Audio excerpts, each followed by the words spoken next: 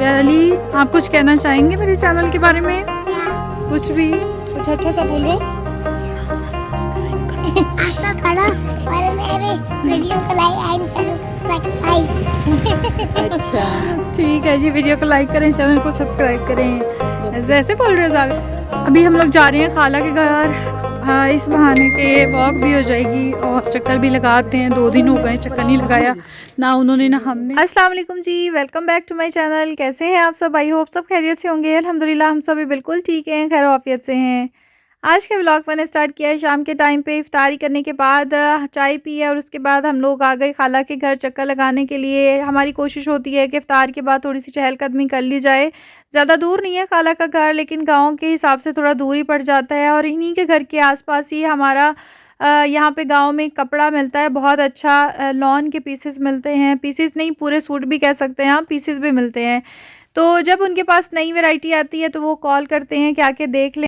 बस फिर उधर भी चक्कर लगा लेते हैं और कुछ ना कुछ उठा के ले आते हैं। इसी तरह से काफ़ी हज़ारों रुपए हमारे बन जाते हैं। जब काफ़ी पैसे बन जाते हैं तो तब हमें अंदाज़ा होता है कि थोड़ा थोड़ा करके काफ़ी ख़रीद लिया है। तो इस बार तो हम लोग नहीं जा रहे हैं, काफ़ी हम लोगों ने कंट्रोल किया हुआ है ख़ुद को और कुछ अच्छी वैरायटी भी नहीं आ रही है, ये भी वजह है। लेकिन मैंने तो तहैया कर लिया था कि मैं बिल्कुल नहीं चाहूँगी, आप लोगों ने जाना है तो जाओ।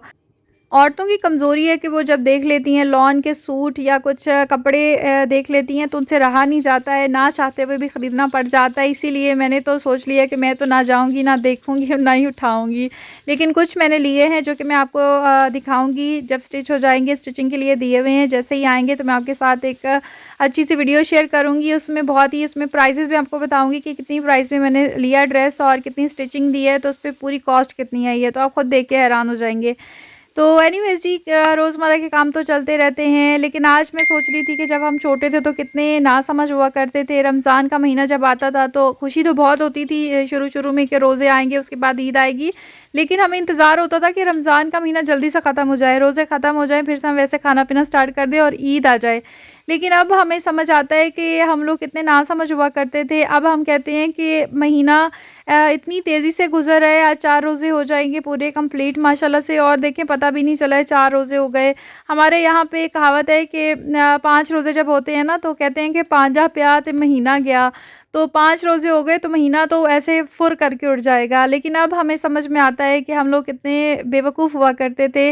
अल्लाह ताला ने इतना प्यारा महीना हमारे लिए बनाया ताकि अल्लाह ताला हमारी बख्शिश फरमा सकें। बहाना बहाना ही है ना, अल्लाह ताला ने बहाने से अपने बंदों की बख्शिश करनी है, तो इसी बहाने अल्लाह ताला ने इतना प्यारा बाबरकत महीना दिया। लेकिन तब हम लोग इतने बेवकूफ़ थे कि हमें इन सब बातों की समझ नहीं थी।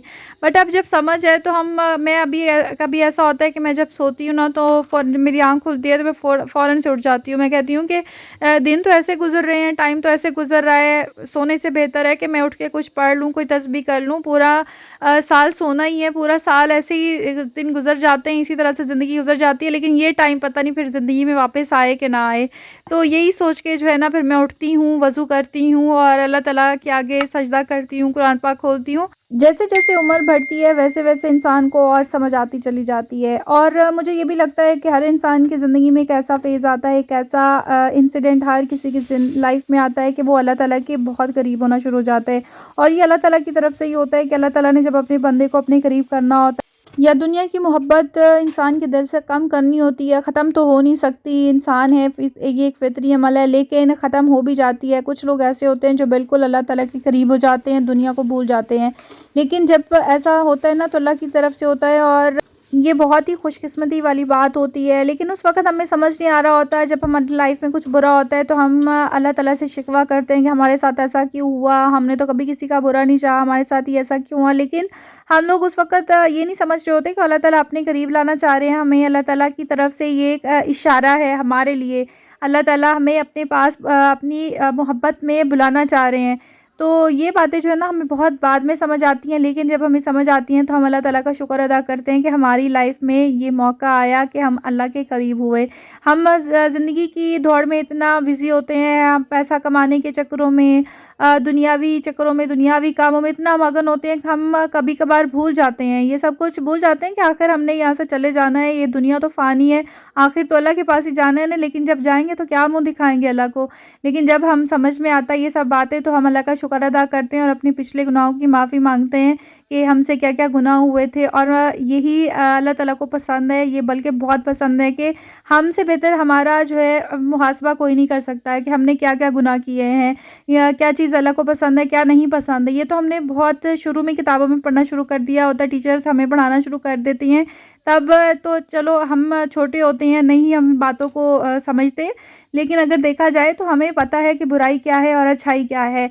और जब हम कुछ बुरा करते हैं तो हमें खुद ही पता चल रहा होता है कि ये हम गलत कर रहे हैं, ये हमने बुरा किया है। तो फिर जब ये बुरा तो हम कर ही लेते हैं, फिर हम थोड़े ही टाइम के बाद अगर उसी वक़्त हमें जब रियलाइज़ हो जाता है तो अल्लाह से माफ़ी मांग ली जाए, तो अल्लाह ताला तो इसी इंतज़ार में है कि मेरा बंदा मुझसे माफ़ी मांगे और मैं उसको माफ़ करूँ।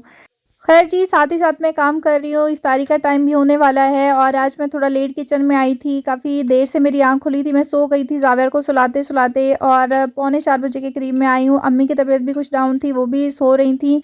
घर में बहुत ज़्यादा खामोशी थी, इतना सुकून सा था कि आँख ही नहीं खुली।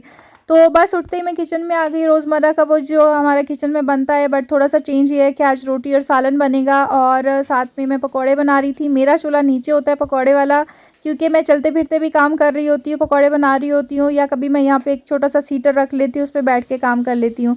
फ्राई करने वाली चीज़ें हम कर लेते हैं इस तरह से, क्योंकि गैस भी बहुत ज़्यादा महंगी है, तो छोटा वाला सिलेंडर भरवाना आसान हो जाता है और बड़े वाले में गैस फिल कराना बहुत ही मुश्किल लगता है भाई। कल अम्मी से बात करते हुए मैं कह रही थी कि पता नहीं कहाँ लिखा है कि रमज़ान आते ही पकौड़े बनना शुरू हो जाते हैं, पूरा महीना पकौड़े बनते रहते हैं, ये फ़र्ज़ की तरह ये हम लोग खाते हैं और अच्छे भी लगते हैं। पता नहीं ये क्या लॉजिक है, इसके पीछे क्या वजह है।